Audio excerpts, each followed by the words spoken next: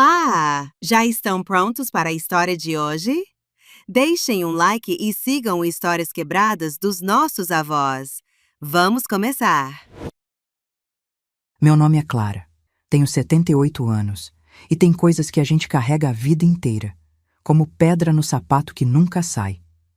Hoje, sentada aqui na minha poltrona, com o sol da tarde entrando pela janela e iluminando essas mãos enrugadas, resolvi contar uma história que guardei como espinho no peito por mais de 60 anos. Não é fácil abrir ferida velha, minha filha, mas tem hora que o silêncio pesa mais que a verdade. Cresci numa casa pequena, de 2 peças só, lá no bairro Operário. O cheiro de café ralo misturado com sabão em barra ainda me acompanha quando fecho os olhos. Nossa casa ficava numa rua de chão batido, onde as mulheres estendiam roupa no varal e cochichavam por cima da cerca baixa. Casas grudadas uma na outra, todas iguais, todas pobres, todas cheias de sonhos pequenos e dores grandes. A tinta da parede descascava na época das chuvas, e o telhado gotejava em 2 cantos do quarto que eu dividia com Teresa. Mamãe colocava lata embaixo da goteira, e aquele barulho de pinga d'água caindo no metal virava música de dormir. Hoje ainda escuto esse som quando está chovendo, e meu coração aperta. Éramos 5 filhos numa casa que mal cabia 4. João, o mais velho, já com seus 15 anos quando eu tinha 5. Um menino alto, magro, com as mãos grandes do pai e o mesmo jeito quieto. Depois vinha Teresa, com 13 anos, sempre séria, sempre cuidando de nós menores, como se fosse uma segunda mãe. Ela tinha o cabelo liso da mamãe e aquele jeito de franzir a testa quando estava preocupada. Os gêmeos, Carlos e Antônio, 2 anos mais velhos que eu, sempre grudados um no outro, sempre tramando alguma travessura. Eles eram iguais como 2 gotas d'água. Só quem convivia conseguia distinguir. Carlos tinha uma cicatriz pequena na testa de quando caiu da árvore do vizinho. E eu era a caçula, a diferente. Desde pequenininha, eu sabia que havia algo estranho em mim. Não era só o jeito, não era só o temperamento. Era algo que eu via nos olhos dos outros quando me olhavam. Uma hesitação, um estranhamento. Como se estivessem tentando entender onde eu me encaixava naquela família. Mamãe Helena tinha um jeito peculiar de amar. Não era carinhosa como as mães que a gente vê hoje nos filmes. Ela demonstrava amor através do trabalho duro, do pão que colocava na mesa, da roupa lavada e passada que cheirava a sol e vento. Suas mãos eram ásperas, marcadas pelos anos de lavar roupa na tábua, de esfregar chão de joelhos, de costurar remendos à luz fraca da lamparina. O sorriso era raro como moeda de ouro, mas quando vinha, iluminava a casa inteira. Só que comigo, o sorriso era ainda mais raro. Papai Sebastião saía de casa quando ainda era madrugada, quando os galos do bairro mal tinham começado a cantar. Eu acordava com o barulho do portão rangendo e seus passos pesados no chão de cimento do quintal. Trabalhava na fábrica de tecidos do outro lado da cidade e precisava pegar 2 ônibus para chegar lá. Quando voltava, já era noite fechada, com as primeiras estrelas brilhando no céu sem lua. Chegava cansado, com o cheiro de óleo e algodão grudado na roupa, a camisa encharcada de suor, e mal tinha força para conversar. Lavava o rosto na bacia do quintal, comia em silêncio o que mamãe tinha guardado para ele, ouvia o rádio um pouquinho, sempre as notícias e depois a música sertaneja que fazia seus olhos ficarem distantes. E ia dormir.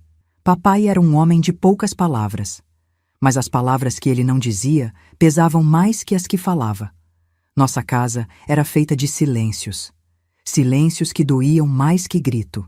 Era como se houvesse conversas inteiras acontecendo só através de olhares, de suspiros, de portas fechadas com mais força do que o necessário. Mas era na nossa mesa que tudo acontecia. Uma mesa pequena, velha, de madeira descascada, com marcas de faca e queimaduras de panela que contavam histórias de anos e anos de refeições compartilhadas. 7 lugares apertados, onde nos espremíamos toda noite para a janta. Mamãe e papai nas cabeceiras, nós 5 encaixados nas laterais como sardinha em lata. Era ali que dividíamos não só a comida escassa, mas também os segredos que ninguém ousava falar. A mesa tinha uma mancha escura bem no meio, onde um dia mamãe derrubou café quente. Eu ficava sempre olhando para aquela mancha, imaginando que ela era um mapa de um lugar distante onde eu me sentiria em casa. Bobagem de criança, eu sei. Mas às vezes a gente precisa inventar lugares onde pode pertencer. E foi naquela mesa que começou minha dor mais profunda. Toda quinta-feira, como se fosse um ritual sagrado, uma tradição que ninguém questionava, mamãe fazia um bolinho. Nada muito elaborado, minha filha. Era só farinha, açúcar, um ovo quando tinha, e uma pitada de canela que ela guardava como tesouro numa lata velha de biscoito. Mas para nós, aquele bolinho era festa.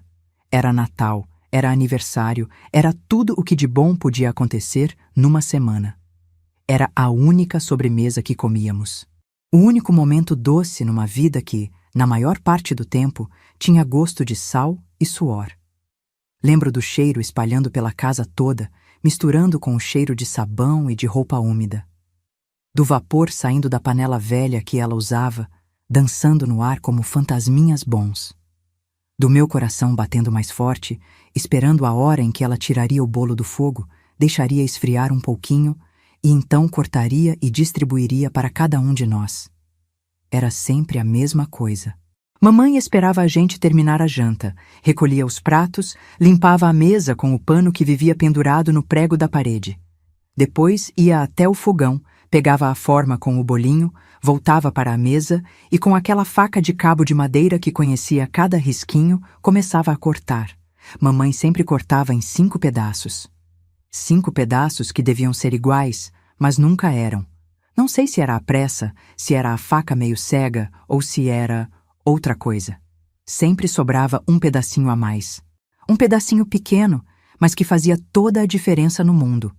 E esse pedacinho nunca era meu. Nunca. Às vezes era para João, porque ele está crescendo e precisa se fortalecer para ajudar o pai quando for preciso. Outras vezes era para Teresa, porque ela me ajuda tanto na casa, é minha mão direita. Para os gêmeos, quando um deles tinha se machucado ou estava dodói. Antônio tá meio fraquinho da tosse, precisa de uma doçura a mais. Sempre tinha uma razão. Sempre tinha uma justificativa que fazia sentido na cabeça de todo mundo. Menos para mim. Eu ficava ali, segurando minha porção menor, porque era menor mesmo, qualquer um via, vendo todos receberem um pouco mais e engolindo seco uma pergunta que me sufocava. Por que comigo é sempre diferente? Mamãe, eu perguntava baixinho, com minha voz de criança que ainda tinha esperança, e o meu pedaço extra? Ela nem levantava os olhos. Continuava arrumando a mesa, recolhendo migalhas inexistentes. Você já comeu o seu, Clara? Não seja gulosa. Gulosa. Essa palavra ficou gravada na minha alma como ferro em brasa. Como se querer ser tratada igual fosse ganância. Como se pedir o mesmo que meus irmãos recebiam fosse pecado mortal. Não era sobre o bolinho, minha filha. Nunca foi sobre o bolinho. Era sobre pertencer. Era sobre ser vista. Era sobre ter o mesmo direito que meus irmãos tinham. Mas eu era pequena demais para entender isso. Só sabia que doía. Doía como machucado que não sara, como espinho que fica cravado no pé e incomoda a cada passo. Os anos foram passando e aquela diferença foi se espalhando para outros cantos da nossa vida. Na hora de comprar roupa, eu sempre ganhava as que sobravam da feira, as que ninguém tinha querido, as com defeito ou já meio desbotadas. Clara não é vaidosa, mamãe dizia. Ela não liga para essas bobagens. Na hora de escolher quem ia à escola, porque não dava para todos irem, o dinheiro mal esticava para as necessidades básicas. Eu ficava em casa ajudando nas tarefas. Clara tem jeito para os trabalhos domésticos, mamãe justificava. É melhor ela aprender coisas úteis para o futuro dela. Futuro. Como se meu futuro já estivesse decidido antes mesmo de eu saber que sonhos podia ter. Na hora de carinho, de atenção, de cuidado, sempre havia algo mais urgente para os outros. João precisava de conselho para o trabalho que ia arrumar. Teresa estava virando mocinha e precisava de conversa de mulher. Os gêmeos estavam sempre se metendo em encrenca e precisavam de bronca ou cuidado. E eu estava sempre bem, sempre tranquila, sempre sem precisar de nada. Clara não reclama, mamãe dizia para as vizinhas, com um tom que parecia orgulho, mas soava como alívio. Ela é tranquila, não dá trabalho, é uma bênção ter pelo menos uma filha assim. Será que ela não via que eu não reclamava porque havia aprendido que reclamar não adiantava? Que minha voz não tinha o mesmo peso que a dos meus irmãos? Que havia aprendido desde pequena que meu lugar era o de não incomodar, de não pedir, de não existir demais? Meus irmãos sabiam, claro que sabiam. Era impossível não perceber o que acontecia bem na frente dos olhos deles. Mas eles também ficavam em silêncio. João às vezes me olhava com pena quando comia seu pedaço maior, mas nunca oferecia um pouquinho do dele. Teresa desviava o olhar, como se fingisse não ver a injustiça que acontecia toda quinta-feira. Os gêmeos...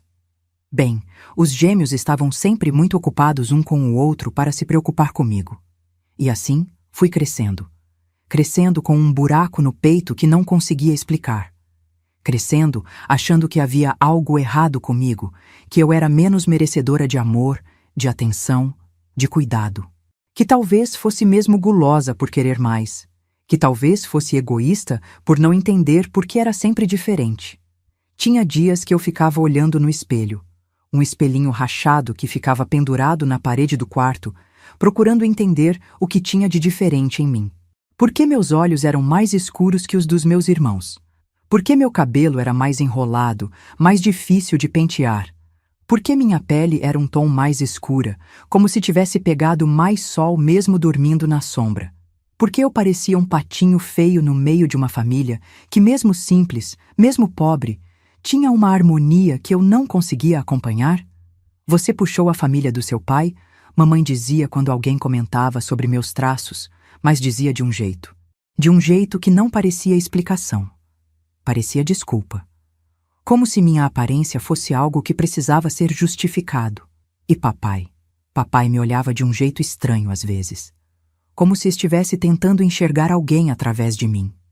Como se meu rosto lembrasse ele de algo que preferia esquecer. Tinha momentos que ele começava a falar comigo, mas parava no meio da frase, balançava a cabeça e saía de perto. Naquele tempo, criança não perguntava muito. A gente aceitava as coisas como elas eram. Não tinha essa conversa de dialogar que tem hoje. Se os adultos diziam que era assim, era assim. Se eles ficavam em silêncio, a gente também ficava. Criança obediente era criança que não dava trabalho. Mas o silêncio da nossa casa tinha um peso que eu sentia nos ombros, mesmo sendo tão pequena. Era como se todos soubessem de algo que eu não sabia. Como se houvesse um segredo flutuando por cima da nossa mesa. Invisível, mas presente. Pesado como nuvem de chuva. E foi crescendo assim, minha filha, com a sensação constante de que estava faltando alguma peça no quebra-cabeça da minha vida. De que havia algo que todos viam, menos eu. De que era estranha na minha própria casa, visitante na minha própria família. Hoje, depois de tanto tempo, depois de tanto sofrimento e tanta descoberta, eu entendo que aquele pedacinho de bolinho carregava um peso que uma criança nunca deveria carregar sozinha, que por trás daquela injustiça aparentemente pequena havia uma verdade gigante que moldou toda a minha existência. Uma verdade que mudaria tudo o que eu pensava que sabia sobre mim mesma. Se essa história tá te tocando, minha filha, se inscreve no canal. Aqui a gente escuta o que ninguém quis ouvir. Mas deixa eu te contar direito como era a nossa vida naquela casa pequena, onde o amor existia, mas vinha misturado com uma tristeza que ninguém conseguia explicar. Deixa eu te contar sobre os dias que se repetiam igual, sobre os silêncios que gritavam mais alto que qualquer discussão, e sobre como uma menina pode crescer se sentindo invisível dentro da própria família. Porque essa história ainda está começando. E o que descobri anos depois... Essa descoberta foi como um terremoto que rachou todos os alicerces da minha vida. Nossa rotina era como as estações do ano, sempre a mesma, sempre previsível, mas com pequenas variações que só quem vivia por dentro conseguia perceber. E era nessas pequenas variações que eu aprendi a ler o humor da casa, o perigo ou a segurança de cada momento. As manhãs começavam sempre iguais. Mamãe acordava primeiro, quando ainda estava escuro, e eu ouvia o barulho surdo dos pés descalços no chão frio.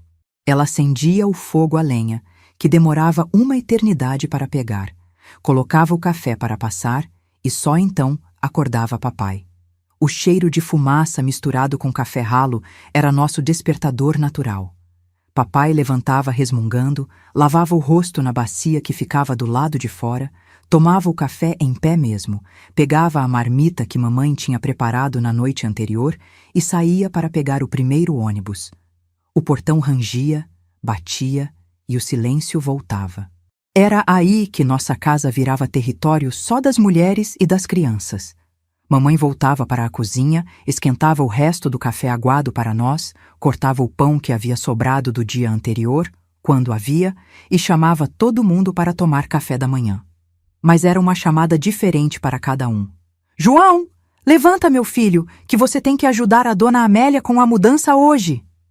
Teresa, vem cá, filha, que preciso te ensinar a fazer aquele ponto que sua tia Rosa ensinou. Carlos, Antônio, parem de fazer bagunça aí e venham comer antes que esfrie. E para mim, Clara. Só isso. Meu nome, seco, sem carinho, sem pressa, como se ela estivesse chamando o gato para comer.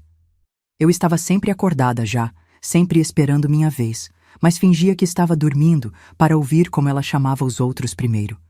Queria entender se um dia, por milagre, meu nome sairia da boca dela com o mesmo carinho. Nunca saiu. Nossa mesa de café da manhã era ainda mais reveladora que a de janta. De manhã, mamãe não se preocupava em disfarçar. De manhã, o cansaço e a pressa falavam mais alto que qualquer tentativa de parecer justa. João sempre ganhava o pedaço maior de pão, porque ia trabalhar pesado e precisava de força. Teresa ganhava a parte do meio, mais molinha, porque moça tem estômago delicado. Os gêmeos dividiam entre eles qualquer coisa que sobrasse, sempre brigando baixinho para a mamãe não ouvir. E eu? Eu ficava com o último pedaço, geralmente o menor, às vezes até um pouco duro. Se sobrasse, claro, porque às vezes não sobrava. Você pode esperar o pão de ontem de tarde amolecer no café, mamãe dizia quando eu ficava olhando para o prato vazio. Não faz mal, não faz mal. Como se fome fosse remédio amargo que criança tinha que engolir calada. Depois do café, começava a divisão das tarefas. João ia para seus trabalhinhos. Ele sempre arranjava algo para fazer, carregar mudança, ajudar em obra, varrer quintal de vizinha. Era o homem da casa quando papai não estava, e isso lhe dava um status que eu invejava. Teresa ficava ajudando mamãe na lida da casa. Elas conversavam baixinho enquanto lavavam louça ou estendiam roupa, e eu percebia que havia assuntos que não eram para meus ouvidos. Coisas de mulher grande, segredos de mãe e filha que eu não estava autorizada a saber. Os gêmeos. Os gêmeos tinham o privilégio da liberdade. Vão brincar lá fora, mamãe dizia. Mas não se afastem muito e não façam arte. E eles saíam correndo, livres como passarinho, para inventar brincadeiras na rua de terra, jogar bolinha de gude, subir em árvore. E eu? Eu ficava, sempre ficava. Clara, vem cá me ajudar a descascar essas batatas. Clara, pega essa vassoura e varre esse quintal. Clara, vai até a venda da dona Alzira buscar um tempero e não demore. Eu era a ajudante oficial, a que estava sempre disponível, a que nunca tinha nada melhor para fazer. Não era filho homem para ter a responsabilidade de trabalhar fora. Não era filha mais velha para ter o privilégio de aprender os segredos de mulher. Não era gêmea para ter a cumplicidade de outra pessoa igual a mim. Eu era a sobrinha que ficou para ajudar. Assim eu me sentia, como parente agregada que mora na casa de favor e precisa merecer a comida que come. As tardes eram o pior momento do dia. O sol quente do meio-dia transformava nossa casa pequena numa fornalha e não havia para onde ir. Mamãe cochilava um pouco na cadeira da cozinha, Teresa bordava ou costurava sentada na sombra do quintal, os gêmeos sumiam para as aventuras deles e eu ficava ali, olhando a vida passar pela janela pequena. Tinha uma mangueira enorme no quintal do vizinho E eu passava horas olhando para ela, imaginando como seria subir naqueles galhos grossos, comer manga direto do pé, ficar balançando as pernas no alto enquanto via o mundo de cima. Mas nossa cerca era alta, e mesmo que não fosse, eu sabia que não era para mim aquele tipo de liberdade. Clara não é de dar trabalho. Eu ouvia a mamãe falar com as vizinhas. Ela fica aí quietinha, não incomoda ninguém. Não incomoda ninguém. Como se isso fosse virtude. Como se não incomodar fosse sinônimo de ser boa pessoa. Hoje eu sei que era sinônimo de estar sendo apagada aos pouquinhos. As vizinhas todas gostavam de mim. Que menina educada, elas diziam. Que criança ajuizada. Elas não sabiam que minha educação tinha gosto de silêncio forçado, que minha obediência era filha do medo de incomodar ainda mais. Dona Conceição, que morava 3 casas abaixo, sempre me chamava quando via eu parada no portão. Vem cá, Clara. Como você tá crescendo, menina? Ela me dava um pedacinho de goiabada, um beijinho no rosto, perguntava da escola que eu não frequentava, da vida que eu não vivia. E por alguns minutos eu me sentia importante. Sentia que alguém me via, me notava, se importava. Mas quando voltava para casa, a realidade me engolia de novo. Onde você estava? Mamãe perguntava, nem levantando os olhos da costura, conversando com Dona Conceição. Não fica enchendo o saco dos outros, Clara. As pessoas têm o que fazer. As pessoas têm o que fazer. Menos eu. Eu sempre tinha tempo para qualquer coisa, menos para ser criança. As tardes se arrastavam como chiclete grudado no sapato. Eu inventava brincadeira sozinha. Fazia boneca de espiga de milho, casinha para elas com um caixote velho, teatrinho onde eu era todos os personagens. Mas brincadeira sozinha tem gosto diferente. Tem gosto de solidão. Às vezes os gêmeos voltavam das aventuras e me contavam o que tinham feito. Pescaram lambari no córrego. Encontraram um passarinho machucado. Viram o filho do seu mané empinando pipa. Por que você não vem com a gente, Clara? Carlos perguntava às vezes. Porque eu tenho que ajudar mamãe, eu respondia. E era verdade. Mas era uma verdade que doía. Antônio balançava a cabeça. Você sempre tem que ajudar. Nunca pode brincar. Nunca pode brincar. Ele tinha 7 anos e já sabia que minha vida era diferente da dele. As noites eram quando tudo se juntava de novo. Papai chegava do trabalho, cansado e sujo, e a casa inteira mudava de energia. Era como se um peso se instalasse sobre todos nós. Não que ele fosse ruim, papai nunca foi de gritar ou bater, mas ele trazia consigo um silêncio pesado, uma tristeza que grudava nas paredes. Ele olhava para nós filhos durante o jantar, e eu sempre tinha a impressão de que quando chegava em mim, havia uma pausa diferente. Como se ele tivesse que se lembrar de quem eu era, como se minha presença ali fosse surpresa para ele. Como foi a escola, João? Ele perguntava. Como foi o dia, Teresa? Vocês se comportaram, meninos? Para os gêmeos. Para mim, se havia pergunta, era sempre. E essa aí? Essa aí. Como se meu nome fosse difícil demais de lembrar. Mamãe respondia por mim. Clara ajudou bastante hoje. Descascou batata, varreu o quintal, foi na venda. Um relatório de tarefas cumpridas. Nunca sobre quem eu era, o que eu sentia, o que eu pensava. Sempre sobre o que eu fazia para merecer o espaço que ocupava. E então chegava quinta-feira, o dia que marcava nossa semana, o dia do bolinho. O ritual começava de manhã cedo. Mamãe separava os ingredientes com cuidado, como se fosse cerimônia religiosa. A farinha no pote de vidro, o açúcar no saquinho de papel, o ovo quando havia, e graças a Deus quase sempre havia, porque galinha da vizinha era boa de postura. A canela preciosa na latinha de biscoito. Ela misturava tudo numa bacia velha, de louça meio lascada, com uma colher de pau que conhecia aquela receita de cor. Eu ficava olhando, sempre esperando que ela me chamasse para ajudar. Às vezes ela chamava Teresa. Vem cá, filha, aprende a fazer para quando você casar. Mas nunca me chamava. O cheiro do bolinho assando era o perfume da esperança. Enchia a casa toda, grudava na roupa, na alma. Era promessa de alegria, de doçura, de um momento bom no meio de uma semana difícil. Mas era também promessa de dor. Durante todo o tempo que o bolinho estava no fogo, eu ficava ansiosa. Contava os minutos, criava expectativas, inventava cenários na minha cabeça, onde dessa vez, seria diferente. Onde dessa vez, mamãe olharia para os 5 pedaços e diria: esse pedacinho maior é para Clara, que me ajudou tanto essa semana. Nunca acontecia. O bolinho saía do fogo douradinho, cheiroso, perfeito. Mamãe deixava esfriar enquanto a gente terminava a janta. E então vinha o momento que eu mais esperava e mais temia. Ela pegava a faca, olhava para o bolinho como se estivesse calculando e começava a cortar. 1, 2, 3, 4, 5 pedaços. E sempre sobrava um pedacinho. Meu coração batia forte toda quinta-feira, esperando o milagre. Esperando que dessa vez a injustiça seria comigo ao contrário. Que dessa vez eu seria a escolhida. Esse pedacinho é para João, que trabalhou tanto essa semana. Esse pedacinho é para Teresa, que está virando mocinha e precisa se fortalecer.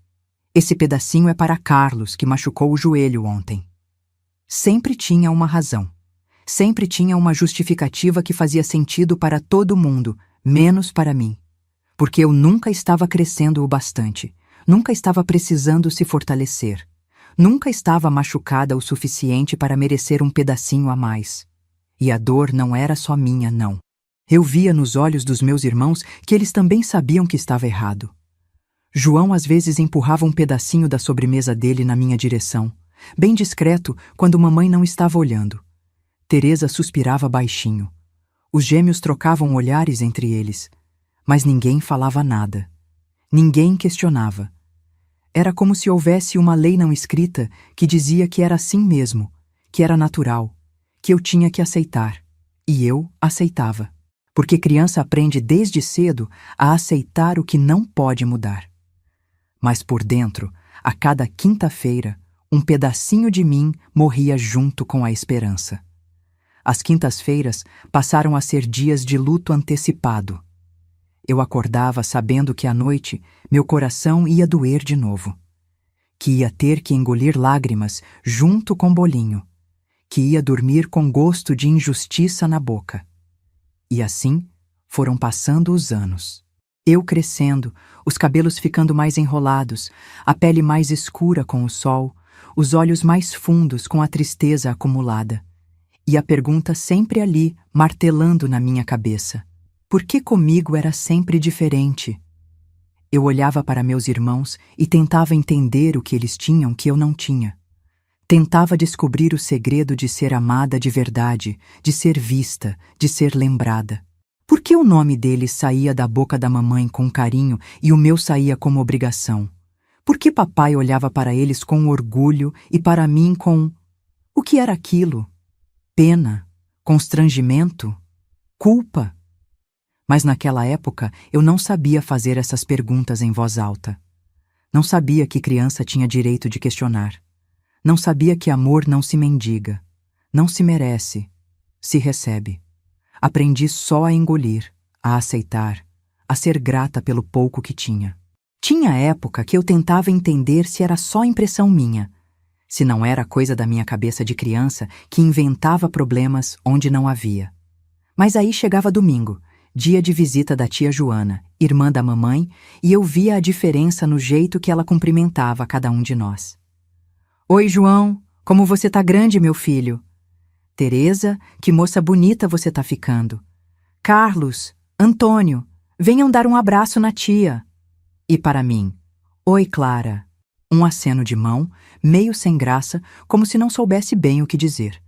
Tia Joana sempre trazia alguma coisa para as crianças. Bala, fruta, às vezes um brinquedinho simples. Mas nunca trazia 5 coisas iguais. Sempre trazia para os meninos uma coisa, para as meninas outra. Só que na hora de distribuir, Teresa ganhava junto com as meninas da família, que incluía as primas que vinham junto. E eu, eu ficava olhando. Clara pode brincar com o que sobrar, tia Joana dizia, sem malícia, como se fosse a coisa mais natural do mundo. Sobrar, sempre sobrar. Como se minha porção da vida fosse feita só daquilo que ninguém mais queria. Mas o que mais me doía eram os domingos de chuva, quando não havia visita e nossa casa ficava ainda menor com todo mundo preso lá dentro. Era quando eu mais percebia como eu não me encaixava. Os gêmeos brincavam juntos no quarto. João ficava lendo revista velha ou consertando alguma coisa. Teresa e mamãe conversavam baixinho na cozinha, sempre sobre assuntos que eu não podia ouvir. E eu ficava no meio da sala, sem pertencer a lugar nenhum. Clara, vai arrumar aquela gaveta da cômoda que tá uma bagunça, mamãe mandava, só para me dar alguma coisa para fazer. Não era porque a gaveta precisava ser arrumada, era porque ela não sabia o que fazer comigo ali, parada, sem função. Eu ia para o quarto, abria a gaveta que já estava arrumada e ficava mexendo nas coisas só para fazer barulho, para fingir que estava ocupada. E enquanto mexia, chorava baixinho. Chorava porque não entendia por que eu estava sempre sobrando, sempre sendo a que não se encaixava. Os anos foram me ensinando a ler os sinais. Quando mamãe suspirava fundo ao me ver, eu sabia que tinha feito alguma coisa errada, mesmo que não soubesse o quê. Quando papai chegava em casa e seus olhos passavam por mim sem parar, eu sabia que naquele dia eu deveria ser ainda mais invisível. Aprendi a andar na ponta dos pés pela vida, minha filha. Literalmente.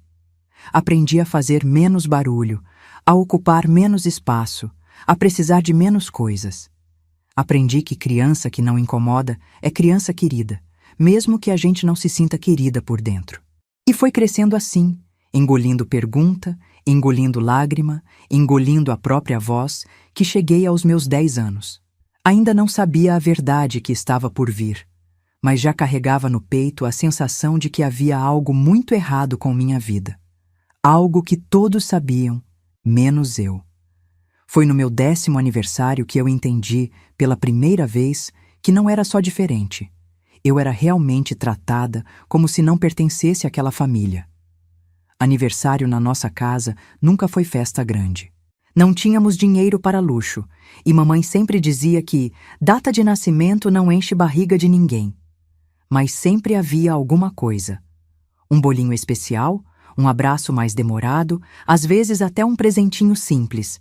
Uma boneca de pano que ela mesma costurava, um carrinho de madeira que papai fazia nas horas vagas. Eu sabia que meu aniversário era no dia 15 de março. Mamãe havia me dito uma vez quando eu era bem pequena e perguntei quando ia fazer anos igual os outros. Desde então, eu contava os dias. Fevereiro inteiro era uma ansiedade só, esperando março chegar. E quando chegava o dia 15, eu acordava com o coração batendo forte, achando que dessa vez seria especial. Dessa vez, seria diferente. Naquele ano, acordei mais cedo que todo mundo. Fiquei na cama, quietinha, ouvindo mamãe se movimentar na cozinha, esperando que ela viesse me acordar com um "parabéns, minha filha", ou um beijo diferente. Qualquer coisa que mostrasse que ela lembrava. Mas não veio. Levantei e fui para a cozinha. Mamãe estava fazendo o café de sempre, com a cara de sempre, sem nada de especial no jeito dela. "Bom dia, mamãe", eu disse, com uma vozinha esperançosa. "Bom dia, Clara. Vai lavar o rosto e pentear esse cabelo que tá uma coisa feia." Não havia brilho nos olhos dela. Não havia lembrança. Era um dia comum para ela. Durante o café da manhã, fiquei esperando. Talvez ela se lembrasse na hora que todo mundo estivesse junto. Talvez papai se lembrasse. Talvez algum dos meus irmãos. Mas nada. João comeu seu pão e saiu para o trabalho. Teresa ajudou a recolher a louça e foi costurar. Os gêmeos saíram correndo para a rua. E eu fiquei ali, com 10 anos completos e o coração partido.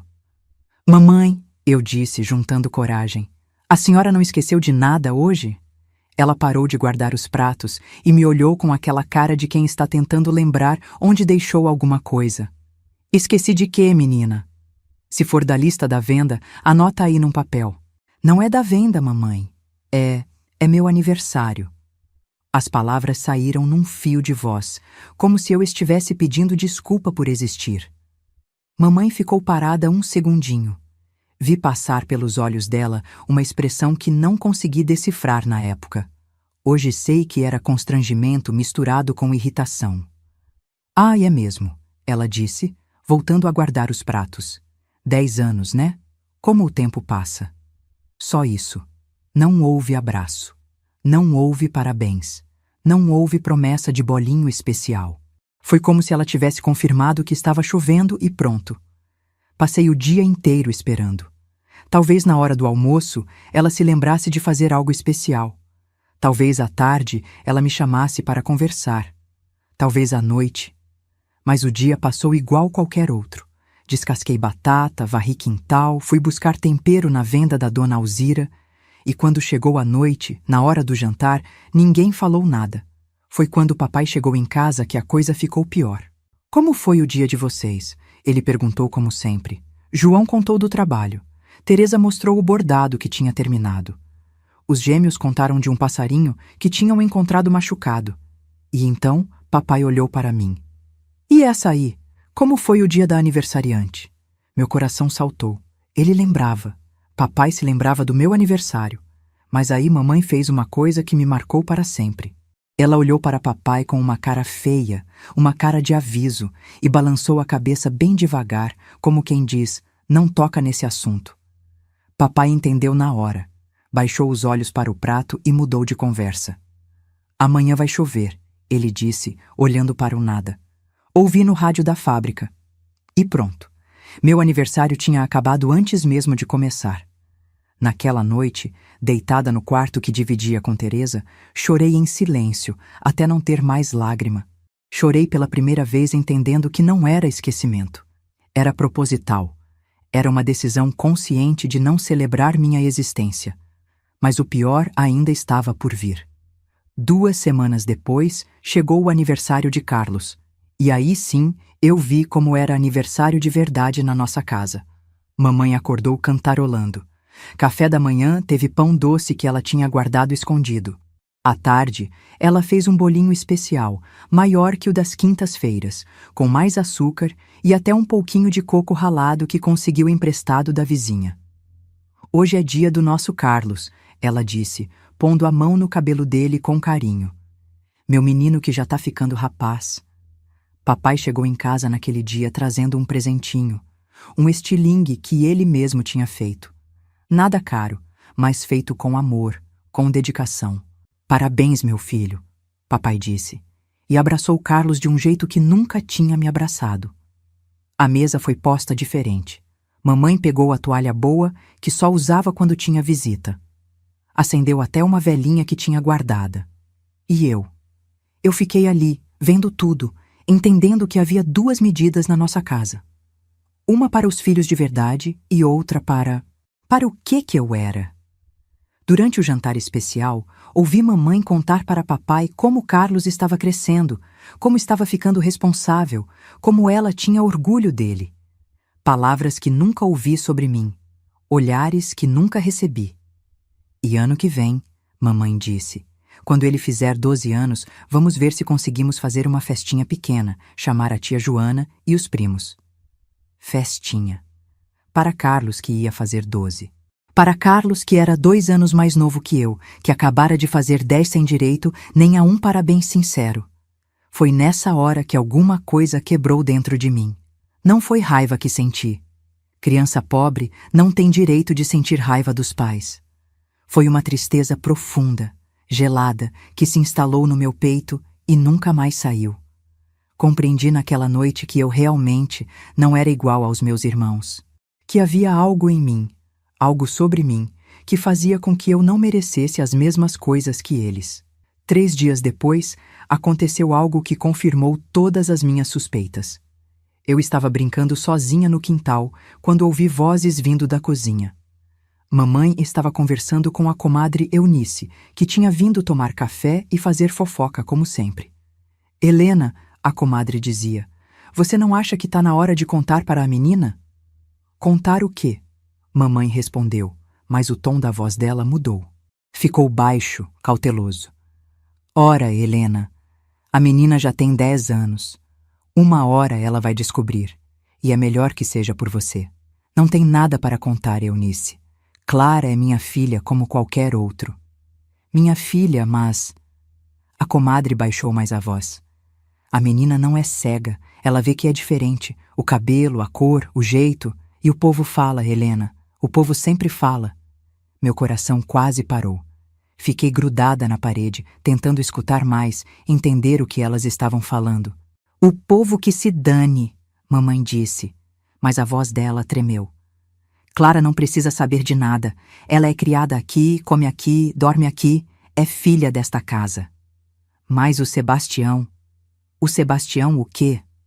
Ah, Helena, você sabe como é. Homem tem dificuldade com essas coisas, e a menina tá crescendo, ficando parecida com... Cala a boca, Eunice! Mamãe interrompeu, e foi a primeira vez na vida que ouvi ela gritar de verdade. Não quero ouvir isso aqui na minha casa. Clara é minha filha. Ponto final. Houve um silêncio pesado. Depois, a comadre suspirou. Tá bom, Helena. Você que sabe. Mas um dia a verdade vem à tona. Sempre vem. Fiquei ali, paralisada, tentando entender o que havia acabado de ouvir. Que verdade? Parecida com quem? Por que papai tinha dificuldade comigo? Voltei para o quintal nas pontas dos pés, fingindo que estava brincando quando mamãe saiu para se despedir da comadre. Mas minha cabeça estava a 1000 por hora. Comecei a juntar os pedaços. As diferenças físicas que sempre me incomodaram. O jeito estranho que papai me olhava. A forma como mamãe falava de mim, sempre como obrigação, nunca como alegria. O aniversário esquecido. O pedacinho de bolinho que nunca era meu. E, principalmente, aquela frase da comadre, ficando parecida com... Parecida com quem? Naquela noite, não consegui dormir. Ficava olhando para o teto, tentando montar um quebra-cabeça que não conseguia entender. Sabia que havia um segredo sobre mim, sobre minha origem, mas não conseguia imaginar qual era. E o pior, não tinha coragem de perguntar. Porque já havia aprendido que algumas perguntas não devem ser feitas. Que algumas verdades são perigosas demais para serem ditas. Que criança que quer paz em casa não mexe em vespeiro. Mas a partir daquela conversa, comecei a prestar atenção em coisas que antes passavam despercebidas. No jeito que as vizinhas me olhavam quando eu passava. Nos cochichos que paravam quando eu chegava perto. No silêncio constrangido que às vezes caía sobre a mesa quando alguém comentava alguma coisa sobre família. E, principalmente, comecei a reparar no jeito que mamãe ficava nervosa quando alguma estranha perguntava sobre mim. Quantos filhos você tem, Helena? 5, ela respondia, mas sempre com uma pausa antes, como se estivesse contando. Essa daí é a mais nova? Perguntavam, apontando para mim. É, mamãe dizia, e logo mudava de assunto. Era como se minha existência fosse um incômodo constante, como se cada pergunta sobre mim fosse uma pedra no sapato dela. Passei semanas tentando entender, criando teorias na minha cabeça de criança. Talvez eu fosse adotada. Talvez fosse filha de algum parente que tinha morrido. Talvez houvesse alguma doença na família que eu tinha herdado. Mas a verdade, quando finalmente chegou, foi pior do que qualquer coisa que eu poderia ter imaginado. As semanas que se seguiram àquela conversa entre mamãe e a comadre Eunice foram as mais difíceis da minha infância até então. Eu vivia numa ansiedade constante, prestando atenção em cada palavra, cada olhar, cada silêncio. Era como se tivesse descoberto que havia uma segunda vida acontecendo ao meu redor. Uma vida de segredos e cochichos da qual eu estava excluída. Comecei a reparar em detalhes que antes passavam despercebidos. Como mamãe mudava de assunto toda vez que alguém perguntava sobre quando eu tinha nascido. Como ela ficava tensa quando as vizinhas comentavam sobre semelhanças de família. Como papai evitava me olhar nos olhos por muito tempo, como se estivesse fugindo de alguma coisa que via em mim. E os meus irmãos? Será que eles sabiam do segredo também? João, sendo o mais velho, certamente sabia de alguma coisa. Eu comecei a reparar que, às vezes, ele me olhava com uma expressão estranha, como se tivesse pena de mim. E quando eu perguntava, "O que foi, João?", ele balançava a cabeça e dizia, "Nada não, Clara, não é nada." Mas eu sabia que era alguma coisa. Teresa era mais difícil de decifrar. Ela sempre foi reservada, sempre foi de guardar as coisas para si. mas notei que quando estávamos sozinhas no quarto, ela às vezes ficava me olhando como se quisesse dizer alguma coisa e não conseguisse. Uma vez, ela até começou: Clara, você já pensou em... Em que, Teresa? Ah, deixa pra lá, besteira minha.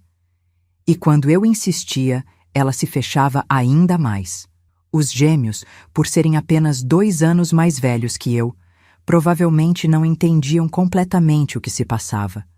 Mas mesmo eles, de vez em quando, faziam comentários estranhos. Clara, por que seu cabelo é tão diferente do nosso? Carlos perguntou um dia, enquanto brincávamos no quintal. É porque eu puxei a família do papai. Respondi, repetindo o que mamãe sempre dizia. Mas papai tem cabelo liso, Antônio observou. E os olhos dele são claros, não escuros como os seus. Eu não soube o que responder, porque era verdade. Eu não me parecia nem com papai, nem com mamãe, nem com nenhum dos meus irmãos. Era como se fosse de uma família completamente diferente. Vocês acham que eu sou adotada? Perguntei, juntando coragem. Os gêmeos se entreolharam daquele jeito que só irmão gêmeo consegue se entreolhar, como se conversassem sem falar. Não sei, Carlos disse por fim, mas você sempre esteve aqui. Sempre foi nossa irmã. Nossa irmã. Mas seria mesmo? Os dias se arrastavam com essa dúvida martelando na minha cabeça. Eu tentava achar respostas em tudo, nas fotografias antigas que mamãe guardava numa caixa de sapato, mas que nunca mostrava para ninguém, nas conversas que ela tinha com as vizinhas, nos momentos em que papai chegava do trabalho e olhava para mim com aquela expressão indecifável. Foi numa dessas tardes de domingo, quando toda a família estava reunida na sala ouvindo o rádio, que aconteceu algo que me deu mais uma pista do quebra-cabeça. Estávamos escutando um programa de música sertaneja quando tocou uma canção que falava sobre filhos criados longe dos pais verdadeiros. Era uma dessas músicas tristes que contavam história de amor e sofrimento. De repente, vi papai olhar para mim e depois desviar o olhar rapidamente. Mamãe percebeu e mudou de estação no rádio na mesma hora, como se aquela música fosse perigosa de alguma forma. Música triste demais, ela resmungou. Vamos ouvir as notícias. Mas eu tinha visto. Tinha visto o jeito que papai me olhou quando a música falava sobre criança que não era do sangue, mas era do coração. E, principalmente, tinha visto o jeito que mamãe se apressou em mudar de assunto. Naquela noite, deitada na cama, não consegui parar de pensar. Juntei todas as pistas que tinha, a conversa da comadre sobre eu estar ficando parecida com alguém, o constrangimento de mamãe sempre que perguntavam sobre mim, a dificuldade de papai em me olhar nos olhos, o aniversário esquecido, o pedacinho de bolinho que nunca era meu. E cheguei a uma conclusão que me gelou o sangue. Eu não era filha do papai. A princípio, a ideia me pareceu absurda. Como assim não era filha do papai? Eu vivia naquela casa desde que me entendia por gente. Dormia naquela cama, comia naquela mesa, era chamada de filha por mamãe. Mas quanto mais eu pensava, mais as peças se encaixavam. As diferenças físicas que sempre me incomodaram. O jeito estranho que papai me tratava, não com carinho de pai, mas com uma distância respeitosa, como se eu fosse uma sobrinha ou uma agregada da família. E, principalmente, o jeito que mamãe sempre parecia constrangida quando falava sobre mim, como se carregasse um peso na consciência. Passei dias elaborando teorias na minha cabeça de criança. Talvez mamãe tivesse se envolvido com outro homem antes de casar com papai. Talvez eu fosse filha de algum namorado antigo dela. Talvez papai soubesse e tivesse aceitado me criar mesmo assim. Isso explicaria tanta coisa. O porquê de eu ser sempre a última a ser lembrada, a última a receber carinho, a última a ganhar qualquer coisa. Papai cuidava de mim por obrigação, não por amor. Eu era a lembrança viva de uma traição, de um erro do passado de mamãe. A descoberta foi como levar um soco no estômago. De repente, tudo fazia sentido. O pedacinho de bolinho que nunca era meu não era maldade. Era papai não conseguindo tratar com o mesmo carinho a filha que não era dele. O aniversário esquecido não era descuido. Era mamãe tentando apagar uma data que lembrava dela de algo que preferia esquecer. Comecei a observar a família com outros olhos. Via como papai abraçava João com orgulho paterno, como sorria quando Teresa mostrava um bordado bem feito, como brincava com os gêmeos quando chegava do trabalho. E como comigo, ele era sempre educado, sempre correto, mas nunca carinhoso. Era como se eu fosse uma inquilina na casa, não uma filha. As refeições se tornaram momentos de tortura. Eu ficava ali, vendo papai distribuir atenção para os meus irmãos, sabendo que eu nunca seria igual a eles. Que por mais que me esforçasse, por mais que fosse obediente e prestativa, eu sempre seria a filha que não era realmente filha. E mamãe? Mamãe carregava a culpa de ter trazido para dentro de casa uma criança que era a prova viva de algum segredo que ela queria enterrar. Por isso não conseguia me amar direito. Por isso sempre parecia cansada quando olhava para mim. Eu era o erro que ela tinha que sustentar todos os dias. Foi numa quinta-feira, claro que foi numa quinta-feira, o dia do bolinho, que a situação chegou ao limite. Mamãe cortou o bolinho como sempre, 5 pedaços desiguais, e como sempre sobrou um pedacinho. Dessa vez, era para Teresa, porque ela estava ajudando tanto com a costura e merecia uma doçura a mais. Eu olhei para aquele pedacinho na mão da minha irmã e algo dentro de mim explodiu. Não era mais sobre o bolinho. Era sobre tudo. Era sobre anos de ser tratada como segunda classe na minha própria casa. Era sobre descobrir que eu realmente não pertencia àquela família. Por que nunca é para mim? Perguntei, e minha voz saiu mais alta do que eu pretendia. A mesa inteira ficou em silêncio. Mamãe parou com a faca na mão, papai levantou os olhos do prato, meus irmãos me olharam com cara de assustados. Como é que é? Mamãe perguntou, com aquela voz que usava quando estava ficando brava. O pedaço extra. Por que nunca é para mim? Já faz anos que eu espero, e nunca é minha vez. Clara, mamãe disse com o tom de aviso, não comece com manha agora. Não é manha, eu gritei, e foi a primeira vez na vida que gritei com mamãe. É injusto. João ganha porque trabalha, Teresa ganha porque ajuda na casa, os meninos ganham porque se machucam. E eu? Eu também trabalho, eu também ajudo, eu também me machuco. Por que comigo é sempre diferente? O silêncio que se seguiu foi ensurdecedor. Papai estava olhando para o prato como se quisesse desaparecer. Mamãe estava com a cara vermelha de raiva. Meus irmãos não sabiam onde enfiar a cara. Você quer saber por que é diferente? Mamãe disse, e havia algo perigoso na voz dela. Você quer mesmo saber? Helena, papai disse baixinho, numa voz de aviso. Não, Sebastião, a menina quer saber, então vai saber. Mamãe largou a faca na mesa com força e me olhou nos olhos pela primeira vez em muito tempo. É diferente, Clara, porque você não é igual aos outros. Nunca foi e nunca vai ser. Helena, para, papai implorou. Para o quê, Sebastião? A menina tem 10 anos, já está na hora de saber que... Ela parou, respirou fundo e continuou. Que as coisas na vida não são sempre iguais para todo mundo. Não era a verdade toda. Eu sabia que não era. Mas era um pedaço dela. Era mamãe me confirmando na frente de todo mundo que eu realmente era diferente. Que eu realmente não merecia o mesmo tratamento que meus irmãos. Por quê? Eu perguntei, com lágrimas escorrendo pelo rosto. Por que eu não mereço? O que eu fiz de errado? E aí mamãe disse uma coisa que ficou gravada na minha alma como ferro em brasa. Você não fez nada de errado, Clara. Mas nem tudo na vida é sobre merecer. Nem tudo na vida é sobre merecer. Como se amor fosse loteria. Como se carinho fosse privilégio que alguns ganham e outros não. Levantei da mesa e saí correndo para o quintal. Chorei até não ter mais lágrima, enquanto ouvia a família continuar jantando como se nada tivesse acontecido. Como se meu coração não tivesse acabado de ser despedaçado na frente de todo mundo. Naquela noite, quando Teresa veio deitar, ela se aproximou da minha cama. Clara, ela sussurrou. Você está bem? Não, respondi sem virar para olhar para ela. Mamãe não quis dizer mal. Ela só...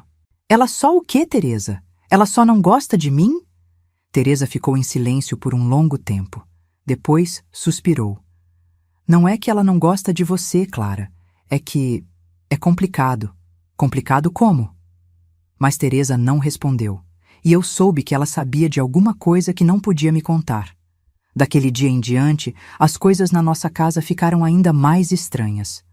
Mamãe mal falava comigo, papai me evitava completamente e meus irmãos não sabiam como agir.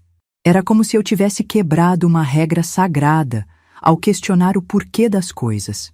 E o pior, eu ainda não sabia a verdade toda. Ainda não sabia quem era meu pai de verdade. Ainda não sabia por que minha existência era um fardo tão pesado para aquela família. Mas eu já sabia que não pertencia ali, que nunca tinha pertencido, que era uma estranha na minha própria casa, vivendo de favor numa família que apenas me tolerava.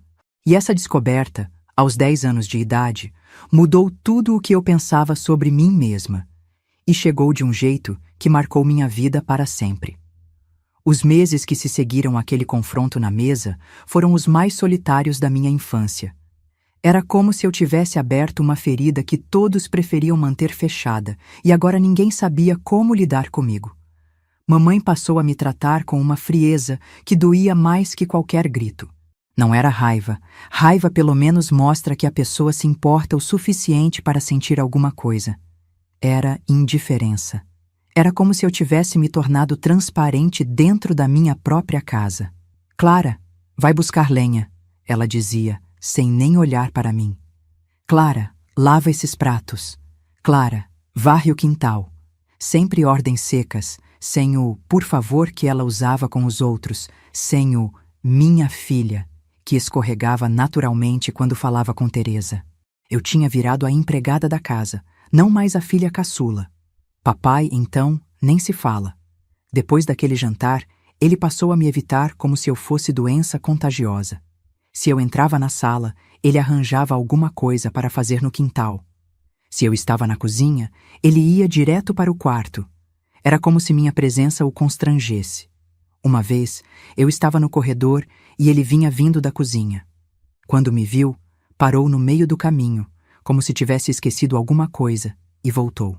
Fiquei ali parada, olhando para aquele homem que eu tinha chamado de pai, a vida inteira me fugir como se eu fosse fantasma. Meus irmãos também não sabiam como agir. João, o mais velho, tentava ser gentil, mas de um jeito forçado, como quem tem pena de cachorro de rua. Às vezes, ele me trazia alguma coisa da rua, uma fruta, uma flor, e entregava sem dizer nada, só com um meio sorriso que não chegava nos olhos. Teresa era quem mais me confundia. Durante o dia, ela mal falava comigo. Mas à noite, quando estávamos no quarto, às vezes eu sentia que ela queria dizer alguma coisa. Ficava me olhando no escuro, suspirando baixinho, como se carregasse um peso que não conseguia dividir. Teresa, eu perguntava sussurrando. Você sabe de alguma coisa sobre mim que eu não sei? Dorme, Clara, ela respondia. Criança precisa dormir. Mas eu ouvia ela virando na cama a noite inteira, inquieta, como quem não consegue encontrar sossego. Os gêmeos eram os únicos que ainda me tratavam meio normal. Mas até eles tinham mudado.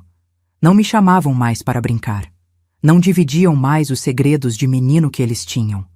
Era como se uma parede invisível tivesse se erguido entre mim e o resto da família. E foi assim que aprendi o que era solidão de verdade. Não a solidão de quem está sozinho. Essa até que é suportável. Era a solidão de quem está cercado de gente, mas mesmo assim está só. A solidão de quem mora numa casa cheia, mas não tem lugar nela. As refeições viraram tortura pura. Eu me sentava naquela mesa, no meu lugar de sempre, mas era como se não estivesse ali. As conversas fluíam ao meu redor como se eu fosse móvel. Papai perguntava sobre o dia dos meninos, mamãe contava as novidades da vizinhança, Teresa mostrava o progresso da costura. E eu ali, mastigando em silêncio, engolindo comida que não tinha gosto. Quando alguém se dirigia a mim, era só para dar ordem ou fazer pergunta prática. Clara, passa o sal. Clara, você lavou os pratos da manhã? Clara, amanhã você vai na venda buscar açúcar. Nunca. Como foi seu dia, Clara? Nunca. O que você achou disso, Clara? Nunca. Clara, conta para o papai aquela coisa engraçada que aconteceu. Eu tinha virado função, não pessoa. E as quintas-feiras, as quintas-feiras ficaram ainda piores. Mamãe continuava fazendo o bolinho, continuava cortando em 5 pedaços desiguais e continuava dando o pedaço extra para os outros. Mas agora nem fingia mais que havia critério. Agora era só: esse pedacinho é para João. Ou esse é para Teresa. Sem explicação. Como se eu nem merecesse mais uma justificativa para a injustiça. E eu? Eu tinha aprendido a não reclamar. Tinha aprendido que questionar só piorava as coisas. Então ficava ali, comendo meu pedaço menor, engolindo a raiva junto com o bolinho. Foi numa dessas quintas-feiras que aconteceu algo que me marcou ainda mais fundo. Mamãe tinha dado o pedaço extra para Antônio, porque ele tinha sido bonzinho essa semana. Eu estava ali, comendo meu pedaço pequeno, quando Carlos, que sempre foi o mais observador dos gêmeos, falou: Mamãe, por que a Clara nunca ganha o pedaço maior? O silêncio que caiu na mesa foi pesado como chumbo. Mamãe parou com o garfo no ar. Papai engasgou com o café. Teresa baixou os olhos. João fingiu que não tinha ouvido. Carlos olhou ao redor, confuso com a reação que tinha causado. Antônio cutucou o irmão por baixo da mesa, como quem diz: Você falou besteira. Como é que é? Mamãe perguntou, com aquela voz baixa que usava quando estava ficando muito brava. É que Clara nunca ganha, Carlos continuou, com a inocência dos seus 9 anos. Sempre sobra um pedacinho, mas nunca é para ela. Por quê? Carlos, João disse num tom de aviso. Não, deixa o menino falar, mamãe disse, mas havia algo perigoso na voz dela. Explica para a mamãe, Carlos. Por que você acha que Clara deveria ganhar? Carlos olhou para mim, depois para a mamãe, confuso. Por quê? Porque ela é nossa irmã. Porque ela mora aqui com a gente. Ah, é? Mamãe disse, e um meio sorriso cruel apareceu no rosto dela. E você acha que toda criança que mora numa casa tem direito às mesmas coisas? Mamãe, Teresa sussurrou, numa voz de súplica. Não, Teresa. O menino quer entender, então vou explicar. Mamãe se virou para Carlos, mas eu sabia que as palavras eram para mim. Tem criança que é da família. E tem criança que está na família. Clara está na família. Mas isso não quer dizer que é igual aos outros. As palavras caíram sobre mim como balde de água fria. Não é que eu já não soubesse. Eu sabia, no fundo do coração, que eu era diferente. Mas ouvir mamãe falando assim, na frente de todo mundo, com aquela crueldade fria... Helena, papai disse baixinho. O que, Sebastião? O menino perguntou, eu respondi. Não tem nada demais em falar a verdade. Carlos estava olhando da mamãe para mim com cara de quem não entendia nada. Antônio estava cabisbaixo. Teresa tinha lágrimas nos olhos. João estava vermelho de constrangimento. E eu? Eu senti como se levasse um tapa na cara. Posso sair da mesa? Perguntei numa voz que mal saiu. Pode, mamãe disse, sem nem olhar para mim. E já vai lavando os pratos. Levantei daquela mesa com as pernas bambas. Juntei os pratos, levei para a cozinha, e enquanto lavava a louça, chorei baixinho. Não era mais dor, era humilhação. Era vergonha de existir. Naquela noite, Carlos veio até o meu canto do quarto onde eu estava arrumando umas roupas. Clara, ele disse baixinho, eu não queria que mamãe falasse aquelas coisas. Não tem problema. Menti. Tem sim, foi feio. Ele ficou parado ali, mexendo os pés. Clara, você é nossa irmã, sim. Para mim e para o Antônio, você é. Aquelas palavras do menino de 9 anos foram o único carinho que recebi naquela semana. Mas os meses foram passando e as coisas só pioravam. Mamãe passou a me dar as tarefas mais pesadas da casa. Eu que tinha que lavar toda a roupa na tábua, até doer os braços. Eu que tinha que limpar o fogão a lenha, que deixava tudo preto de fuligem. Eu que tinha que varrer não só nosso quintal, mas também o da vizinha, para ajudar a família. Clara não se cansa, ela dizia para quem quisesse ouvir. Ela tem força de sobra. Força de sobra. Como se criança de 10 anos fosse animal de carga. E papai? Papai vivia como se eu não existisse. Não falava comigo, não olhava para mim, não perguntava se eu estava bem ou mal. Era como se eu fosse móvel da casa. Ele sabia que eu estava ali, mas não prestava atenção. Uma vez eu estava doente. Estava com febre, tossindo muito, mas mamãe mandou eu levantar mesmo assim para fazer as tarefas. Febrezinha não mata ninguém, ela disse. Papai viu eu tropeçando pelo quintal, claramente doente, carregando balde d'água que pesava mais que eu. Ele parou, olhou e por um momento pensei que fosse falar alguma coisa. Que fosse dizer, deixa isso aí, Clara, vai descansar. Mas ele só balançou a cabeça e entrou em casa. Foi nesse dia que entendi que eu realmente estava sozinha no mundo. Que nem o homem que eu tinha chamado de pai durante 10 anos se importava se eu vivia ou morria. As vizinhas começaram a reparar na diferença de tratamento. Dona Conceição, que sempre foi gentil comigo, uma vez perguntou para a mamãe: Helena, por que a Clara está tão magrinha? Parece que não está comendo direito. Clara come igual todo mundo. Mamãe respondeu rispidamente. Se está magra é porque gasta energia demais brincando. Brincando. Eu não brincava havia meses.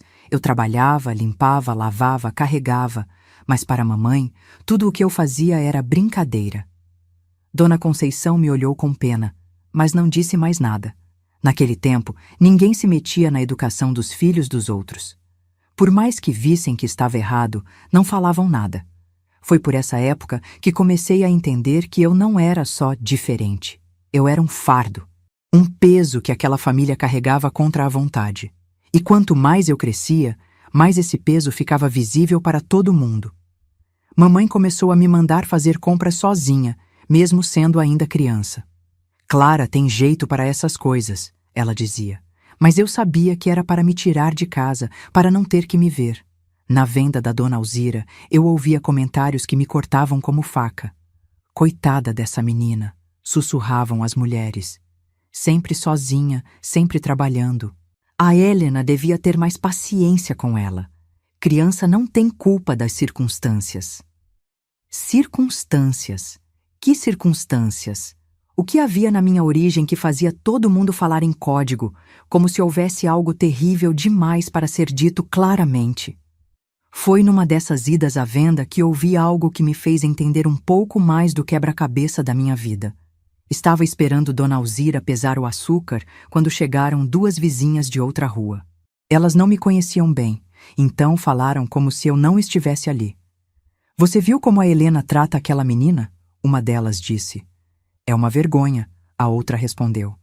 Por mais que a criança seja fruto do que foi, ela não tem culpa. Pois é, mas você sabe como é. A Helena nunca conseguiu perdoar completamente. E o Sebastião, coitado do Sebastião, não deve ser fácil criar filho de outro homem. Filho de outro homem. As palavras bateram na minha cabeça como marreta. Ainda mais sendo filho do... A primeira começou a falar, mas a segunda fez um sinal e elas pararam de conversar. Tinham percebido que eu estava ouvindo. Dona Alzira entregou o açúcar e eu saí correndo daquela venda com o coração batendo descompassado. Filho de outro homem. Filho do... De quem? Quem era meu pai de verdade? Cheguei em casa com 1000 perguntas na cabeça, mas sabia que não podia fazer nenhuma delas. Sabia que se eu perguntasse qualquer coisa sobre minha origem, seria pior para mim. Então engoli as perguntas junto com tudo o mais. Engoli a curiosidade, a dor, a revolta. Porque tinha aprendido que criança que não incomoda é criança que sobrevive. Mas por dentro, eu estava morrendo aos pouquinhos. Os meses foram passando e eu fui me transformando numa criança que não sorria mais, que não brincava mais, que não sonhava mais. Eu tinha 11 anos e já era uma mulher cansada por dentro. Foi quando aconteceu o episódio que quase me quebrou completamente. Era aniversário de Teresa. Ela fazia 19 anos e mamãe estava toda animada preparando uma festa pequena. Tinha chamado a tia Joana, alguns vizinhos, até conseguiu um dinheirinho para comprar refrigerante. A casa estava toda arrumada, mesa posta com toalha boa, até flores do quintal enfeitando os pratos. Era a festa mais bonita que nossa casa já tinha visto. Eu ajudei em tudo. Limpei a casa inteira, Ajudei a fazer os docinhos, arrumei as cadeiras, e quando chegou a hora da festa, quando todos os convidados estavam ali, mamãe me chamou num canto. Clara, ela disse, você vai ficar no quarto. A festa é para a Teresa e os convidados dela. Mas mamãe, eu protestei, eu também moro aqui e ajudei a fazer tudo. Você ajudou porque eu mandei. Agora vai para o quarto e não aparece aqui enquanto tiver gente. Mas por quê? Eu sou irmã da Teresa. Você não entendeu ainda? Mamãe disse com aquela voz gelada. Você não é irmã da Teresa. Você não é irmã de ninguém aqui. Você é uma agregada nesta casa. E agregada não participa de festa de família. Agregada. A palavra caiu sobre mim como pedrada. Fui para o quarto com os olhos cheios de lágrima. Deitei na cama e tapei os ouvidos, mas mesmo assim ouvia os risos vindos da sala. Ouvia os parabéns para Teresa, ouvia tia Joana perguntando dos filhos de mamãe, e mamãe respondendo só sobre os 4, como se eu nem existisse. Naquela noite, quando Teresa veio deitar, ela estava constrangida. Clara, ela sussurrou no escuro. Eu não sabia que mamãe ia fazer isso. Não tem problema. Menti de novo. Tem sim, foi muito feio. Você é da família sim. Mas até Teresa hesitou na hora de dizer que eu era irmã dela. Foi nessa noite que tomei uma decisão. Que decidi que se eu não era da família, se eu era só agregada, então eu ia descobrir de onde eu vinha de verdade. Ia descobrir quem era meu pai biológico e por que minha existência era motivo de tanta vergonha. Porque não dava mais para viver assim. Não dava mais para crescer num lugar onde eu não pertencia, sendo tratada como o favor que a família fazia. Eu tinha 11 anos e já estava cansada de viver. A decisão de descobrir a verdade sobre minha origem veio como sede em dia de calor, urgente e inevitável. Eu não conseguia mais viver naquela casa fingindo que não sabia que havia um segredo gigante sobre mim. Não conseguia mais aceitar ser tratada como agregada sem entender o porquê. Comecei a prestar atenção em tudo. Nas conversas que paravam quando eu chegava perto. Nos olhares trocados entre mamãe e papai quando alguém fazia algum comentário sobre família. No jeito que as vizinhas baixavam a voz quando falavam sobre mim. Foi numa tarde de domingo, quando mamãe foi visitar a comadre e me deixou cuidando da casa, que tive minha primeira oportunidade real. Lembrei da caixa de fotografias que ela guardava no quarto, no alto do guarda-roupa. Era uma caixa de sapato velha, que ela só abria em ocasiões muito especiais, e sempre quando eu não estava por perto. Decidi que era hora de descobrir o que havia lá dentro. Arrastei uma cadeira, subi e peguei a caixa. Minhas mãos tremiam quando abri. Dentro havia fotografias antigas, amareladas pelo tempo, algumas cartas e uns papéis dobrados. Comecei a olhar as fotos uma por uma. Eram fotos de casamento de mamãe e papai, fotos dos primeiros filhos, fotos de família em ocasiões especiais. Procurei alguma foto minha, alguma lembrança da minha infância, mas não havia nenhuma. Era como se eu nunca tivesse existido para ser fotografada. Mas então encontrei algo que fez meu coração parar. Uma foto de mamãe grávida. Ela estava bem nova, mais nova do que quando nasceram os gêmeos, e ao lado dela havia um homem que não era papai. O homem na foto era moreno, tinha cabelos escuros e encaracolados, olhos fundos como os meus, e mamãe estava olhando para ele com um sorriso que eu nunca tinha visto em sua face. Um sorriso de quem está apaixonada.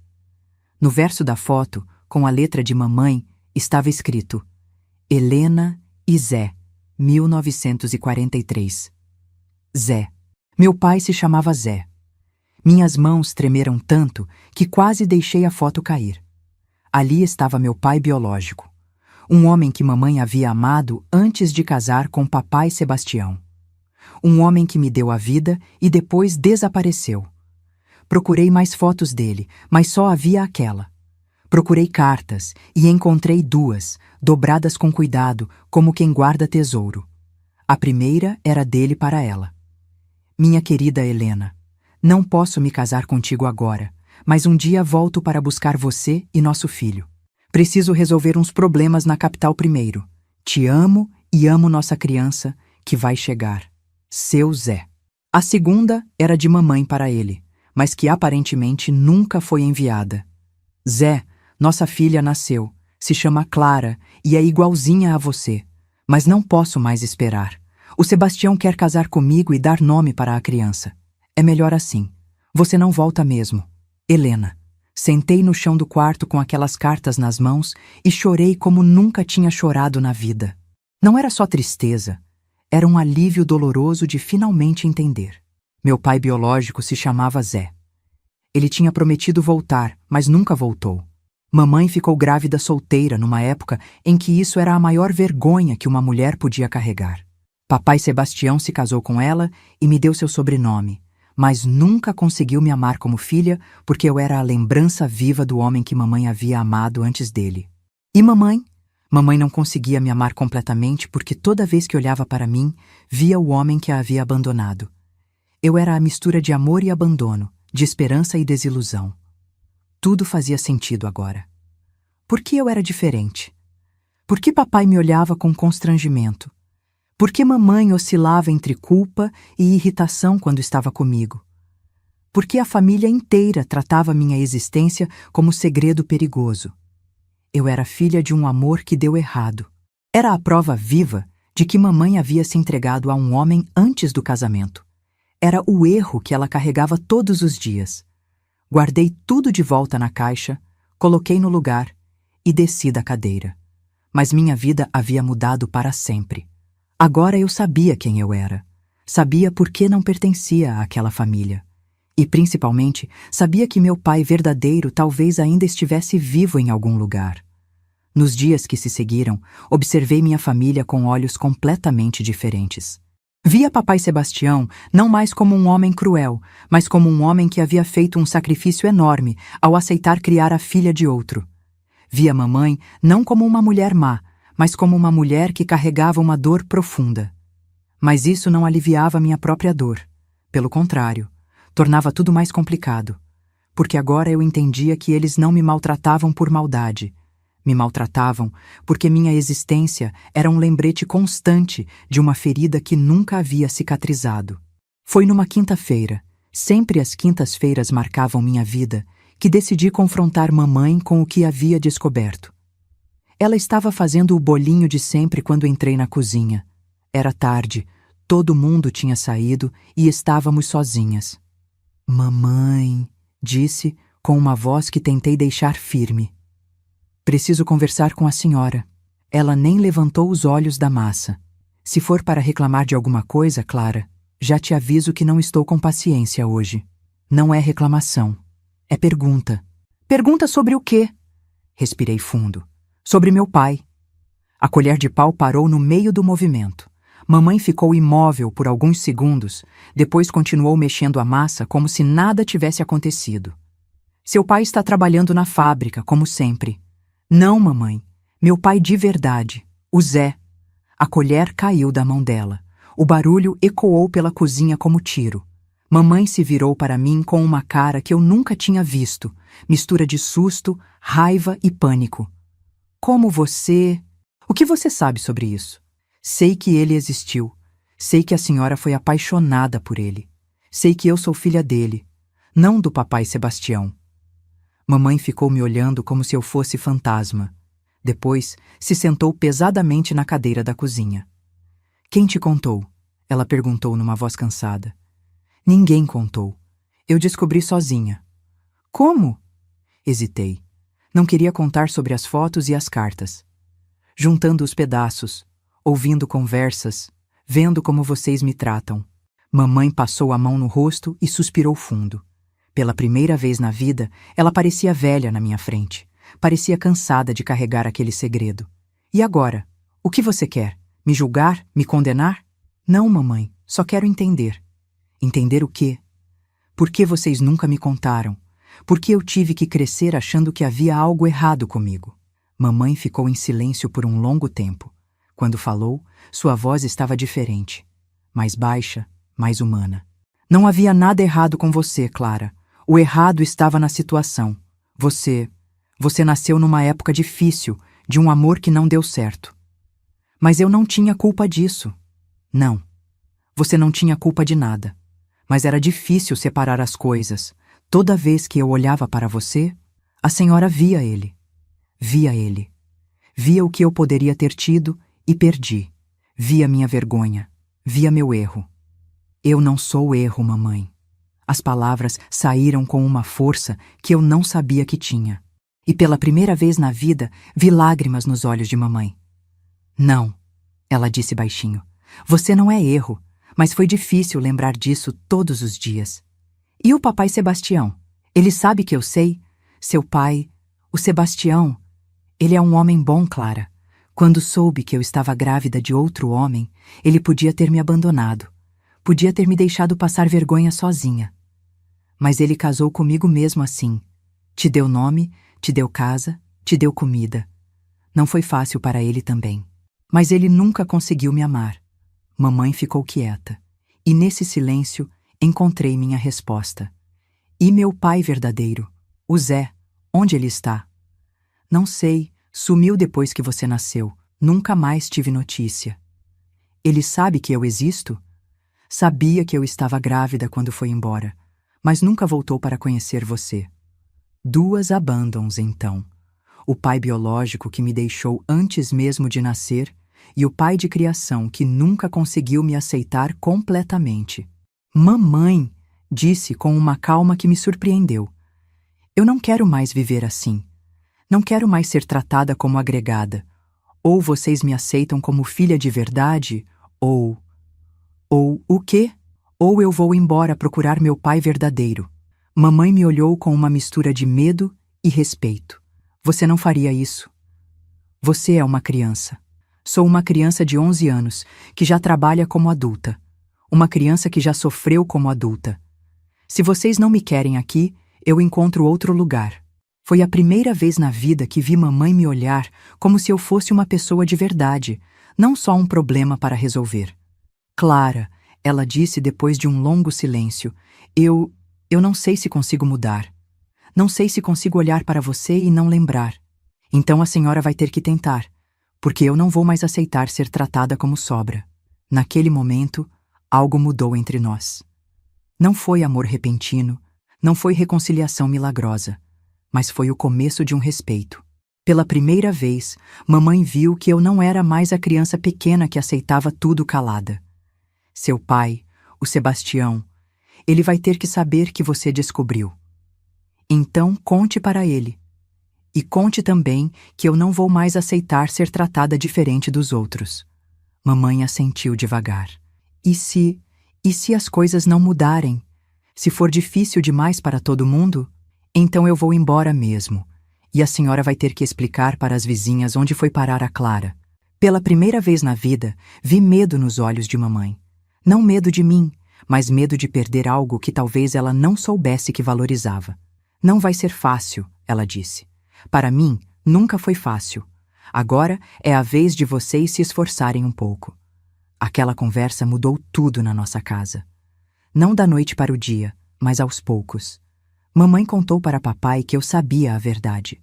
Contou para os meus irmãos, que, descobri, já desconfiavam de alguma coisa há tempos.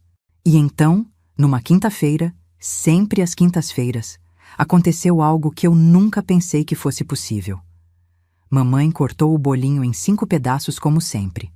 E quando sobrou o pedacinho extra, ela olhou para mim e disse: Esse pedacinho é para Clara. Porque ela é forte e merece doçura na vida. Não foi muito. Não foi o amor completo que eu sempre quis, mas foi um começo. E às vezes, minha filha, um começo é tudo o que a gente precisa para não desistir da vida. Fiquei em silêncio por décadas. E agora, quem sabe minha história ajude alguém que também nunca teve voz. Hoje, aos 78 anos, sentada aqui na minha poltrona com o sol da tarde aquecendo meus ossos cansados, posso dizer que aquela quinta-feira, quando finalmente ganhei o pedacinho de bolinho, foi o dia em que minha vida realmente começou. Não foi um final de conto de fadas, minha filha. Não foi como se de repente todo mundo me amasse perdidamente e todos os problemas se resolvessem com um abraço. A vida real não é assim. A vida real é feita de mudanças pequenas, de progressos lentos, de cicatrizes que nunca saram completamente, mas param de doer tanto. Mamãe nunca se tornou a mãe carinhosa que eu sonhava quando criança. Ela carregou aquela dor até o fim dos seus dias, mas aprendeu a me respeitar. Aprendeu que eu era uma pessoa, não apenas uma consequência inconveniente do passado dela. E isso, para mim, foi suficiente. Papai Sebastião. Papai Sebastião. Demorou mais tempo para ele se acostumar com a nova dinâmica da casa. Homem daquele tempo tinha dificuldade para lidar com sentimentos, ainda mais com sentimentos complicados como os nossos. Mas aos poucos, muito devagar, ele começou a me olhar nos olhos de novo. Nunca me chamou de filha com o mesmo carinho que chamava os outros, mas parou de me evitar. Parou de agir como se minha presença fosse constrangimento. E uma vez, quando eu estava com 15 anos e adoeci de verdade, ele ficou acordado a noite inteira me vigiando, trocando pano molhado na minha testa. "Não vai morrer não", ele sussurrou, pensando que eu estava dormindo. "Você é forte demais para isso." Foram as palavras mais carinhosas que ele já dirigiu a mim. E guardei elas no coração como tesouro. Meus irmãos se adaptaram melhor que todo mundo. Criança tem uma capacidade de aceitar mudanças que adulto não tem. João continuou sendo gentil comigo, mas agora sem aquela pena constrangida que me machucava. Teresa e eu nos tornamos mais próximas, não irmãs de sangue, mas companheiras de luta, duas mulheres que aprenderam cedo que a vida não é fácil para ninguém. Os gêmeos, Carlos e Antônio, foram os que menos mudaram, porque para eles eu sempre tinha sido irmã mesmo. Carlos, principalmente, tinha uma forma natural de me incluir em tudo, como se a questão do sangue nunca tivesse importado para ele. "Irmão não é só quem nasce da mesma barriga", ele me disse uma vez, quando já éramos adolescentes. "Irmão é quem cresce junto, quem divide as dores e as alegrias." E tinha razão. Família não é só sangue. Família é quem escolhe ficar, quem escolhe amar, quem escolhe incluir mesmo quando é difícil. As quintas-feiras se tornaram diferentes depois daquele dia. Mamãe continuou fazendo o bolinho, mas agora ela distribuía o pedaço extra de forma mais justa. Às vezes era para mim, às vezes para os outros, mas sempre com uma razão verdadeira, não uma desculpa para me excluir. E sabe o que descobri, minha filha? O bolinho ficou mais gostoso quando deixou de ter gosto de injustiça. Durante a adolescência, eu ainda pensava no meu pai biológico às vezes. Pensava no Zé que havia sumido antes de me conhecer. Criava fantasias na minha cabeça. Talvez ele tivesse morrido, talvez estivesse procurando por nós, talvez um dia batesse na nossa porta pedindo perdão. Mas conforme fui crescendo, fui entendendo que algumas pessoas entram na nossa vida apenas para nos dar a existência e depois seguem seus caminhos. Não é maldade, não é falta de amor. Às vezes é só incompatibilidade com a responsabilidade. Quando fiz 18 anos, pensei seriamente em procurá-lo. Cheguei a fazer algumas perguntas discretas na vizinhança. Tentei descobrir para onde ele tinha ido. Mas não encontrei pista nenhuma. Era como se tivesse sumido do mundo. E sabe o que concluí? Que talvez fosse melhor assim.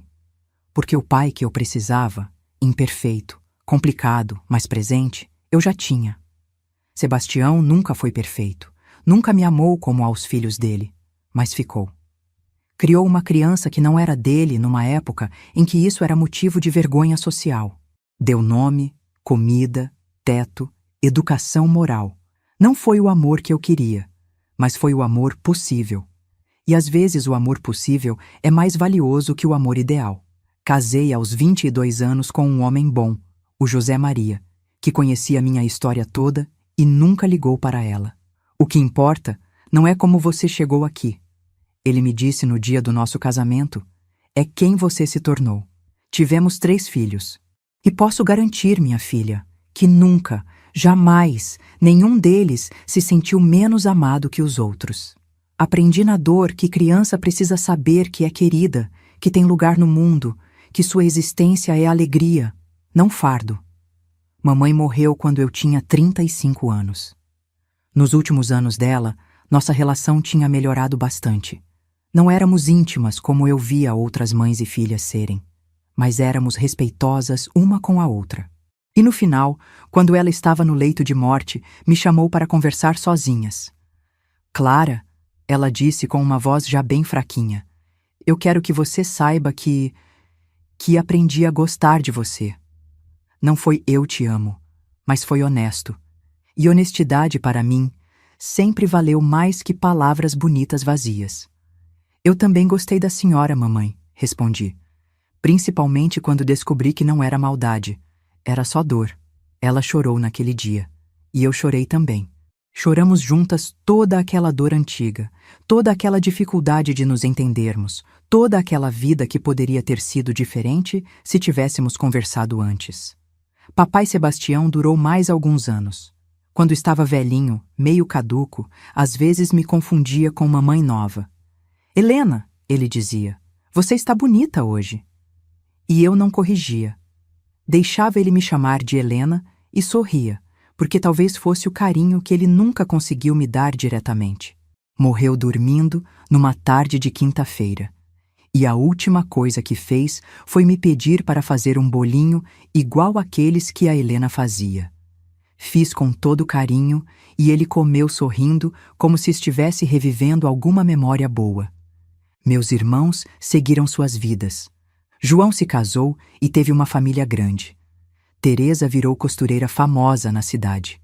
Os gêmeos se mudaram para a capital e construíram uma vida próspera, mas sempre mantivemos contato. Sempre nos consideramos família de verdade. E aquela mesa velha, marcada, que foi cenário de tanta dor e tanta descoberta?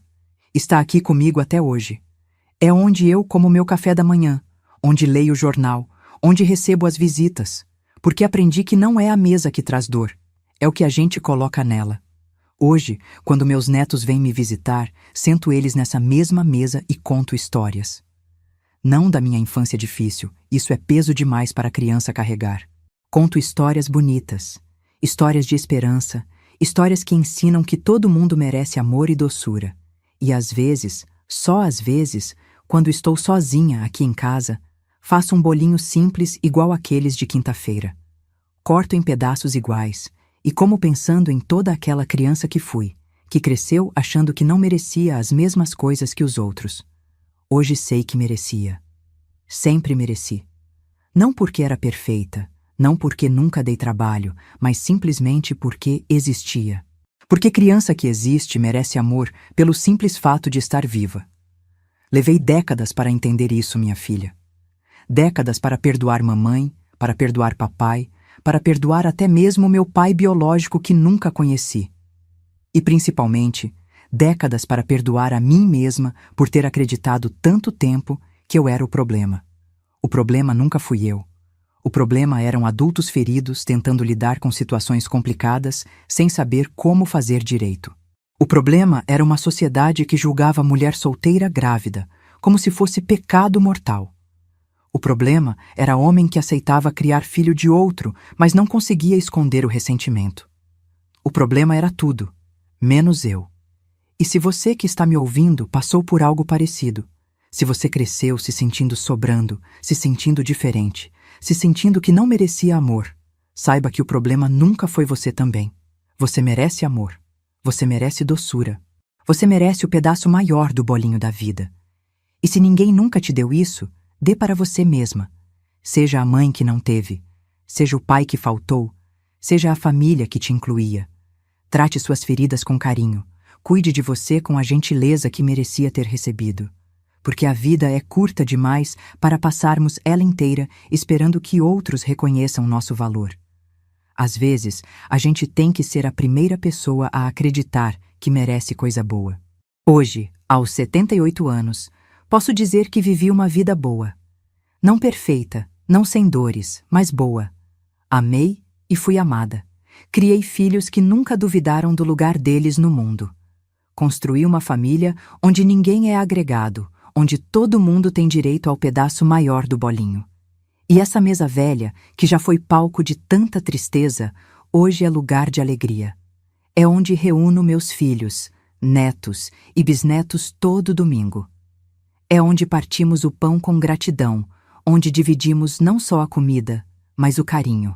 É onde aprendi que família não é sangue. Família é escolha. É quem fica quando é difícil. É quem inclui quando seria mais fácil excluir. É quem dá o pedaço maior do bolinho não porque a pessoa merece mais, mas porque merece igual. E você, minha filha, que me ouviu até aqui, também merece igual. Merece ser vista, ser ouvida, ser amada. Merece ter lugar na mesa da vida. Não esqueça disso nunca. O silêncio machuca, mas a verdade liberta. E às vezes, contar nossa história é a forma que a gente tem de transformar a dor em medicina para outros corações feridos. Foi por isso que resolvi falar hoje. Porque se minha história ajudar uma pessoa a entender que não está sozinha, que não é problema, que merece amor, então valeu a pena guardar essas memórias por tanto tempo. Valeu a pena cada lágrima, cada pedaço menor de bolinho, cada noite chorando no quarto. Valeu a pena porque me transformou na mulher que sou hoje. E hoje eu gosto de quem sou.